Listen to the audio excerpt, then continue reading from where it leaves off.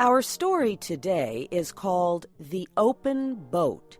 It was written by Stephen Crane and is based on what really happened to him in 1896. Crane was traveling from the United States to Cuba as a newspaper reporter.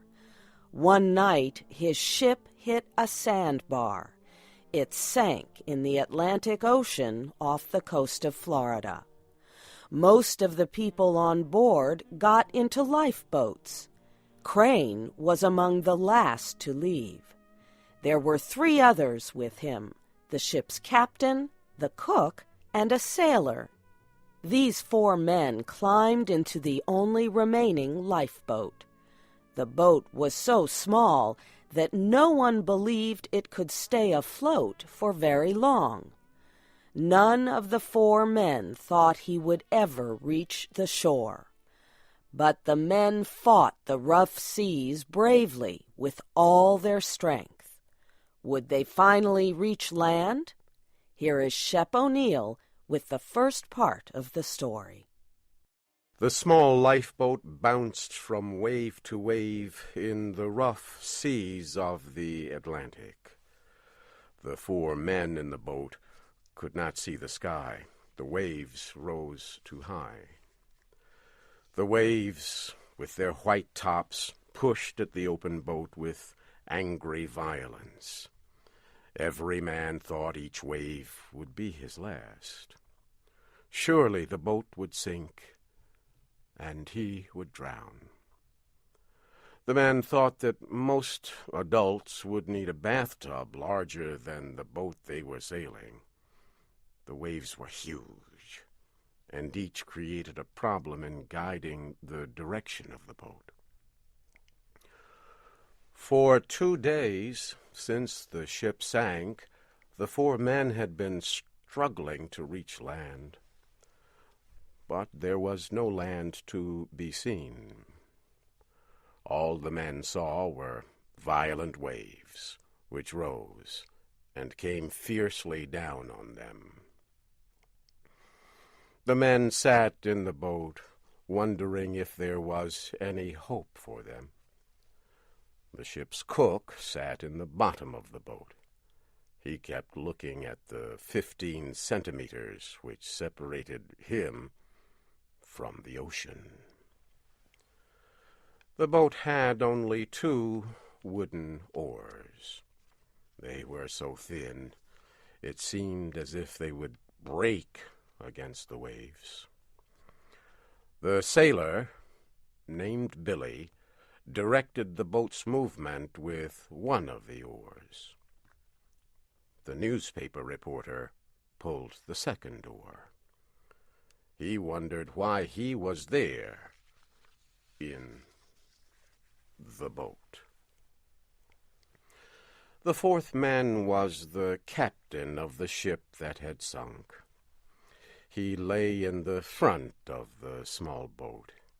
His arm and leg were hurt when the ship sank. The captain's face was sad.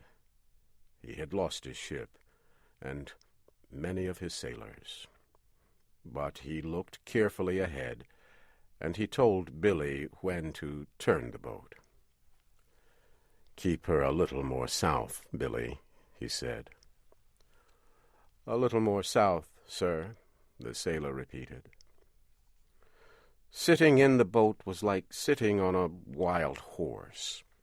As each wave came, the boat rose and fell, like a horse starting toward a fence too high to jump. The problem was that after successfully floating over one wave, you find that there is another one behind it, just as strong and ready to flood your boat. As each wall of water came in, it hid everything else that the men could see. The waves came in silence. Only their white tops made threatening noises. In the weak light, the faces of the men must have looked gray. Their eyes must have shone in strange ways as they looked out at the sea. The sun rose slowly into the sky. The men knew it was the middle of the day because the color of the sea changed from slate gray to emerald green with gold lights, and the white foam on the waves looked like falling snow.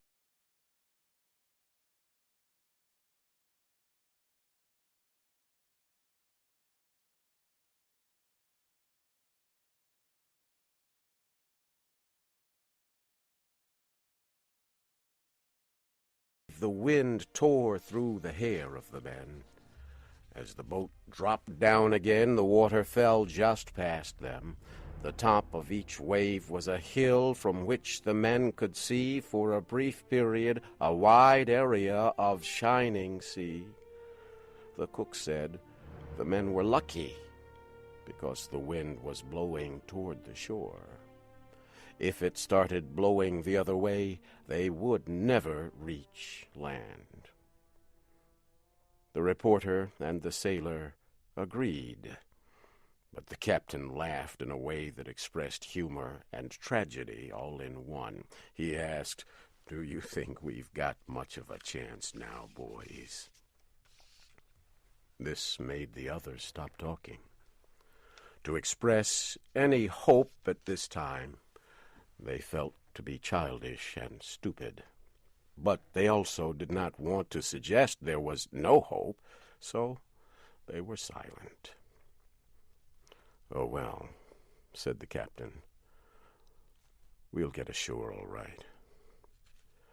But there was something in his voice that made them think, as the sailor said, "Yes, if this wind holds." Seagulls flew near and far. Sometimes the birds sat down on the sea in groups near brown seaweed that rolled on the waves. The anger of the sea was no more to them than it was to a group of chickens 1,000 miles away on land. Often the seagulls came very close and stared at the men with black bead-like eyes. The men shouted angrily at them, telling them to be gone. The sailor and the reporter kept rowing with the thin wooden oars. Sometimes they sat together, each using an oar. Sometimes one would pull on both oars, while the other rested. Brown pieces of seaweed appeared from time to time.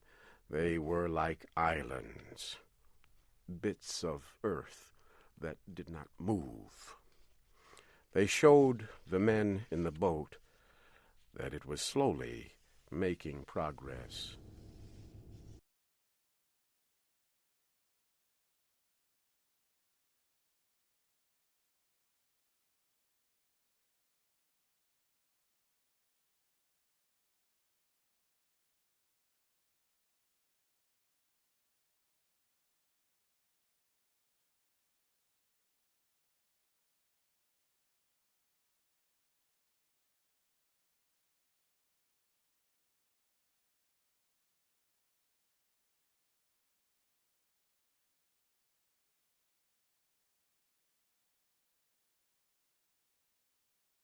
So said he saw it.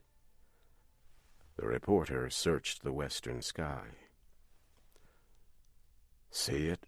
said the captain. "No," said the reporter slowly. "I don't see anything." "Look again," said the captain. He pointed.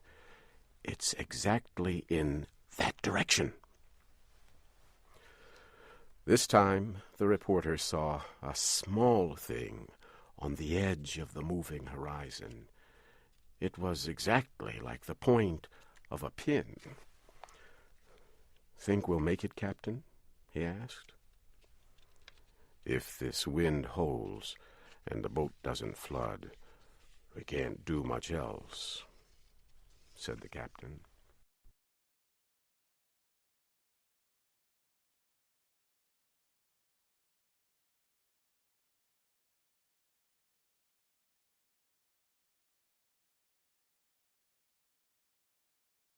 of men that was here established on the sea.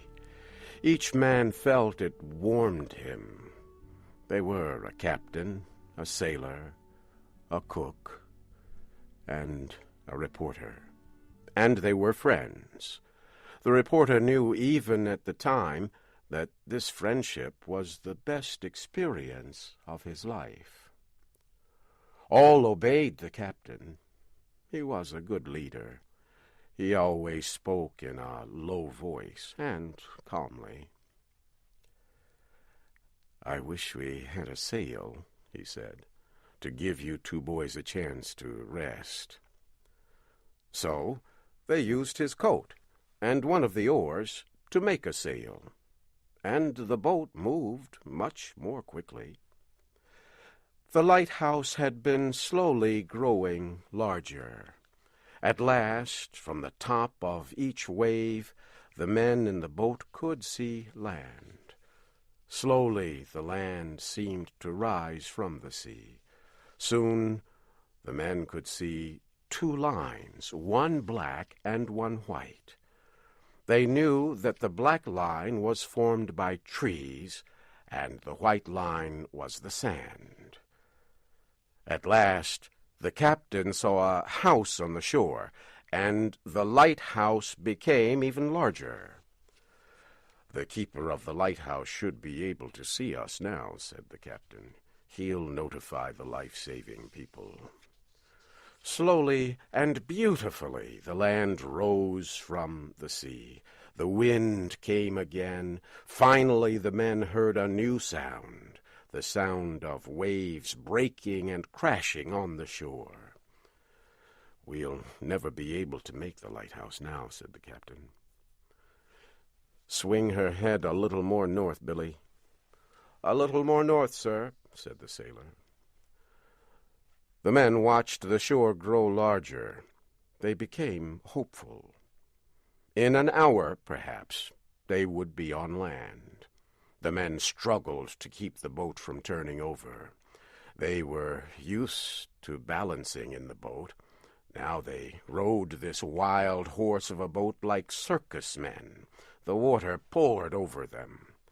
The reporter thought he was now wet to the skin, but he felt in the top pocket of his coat and found 8 cigars.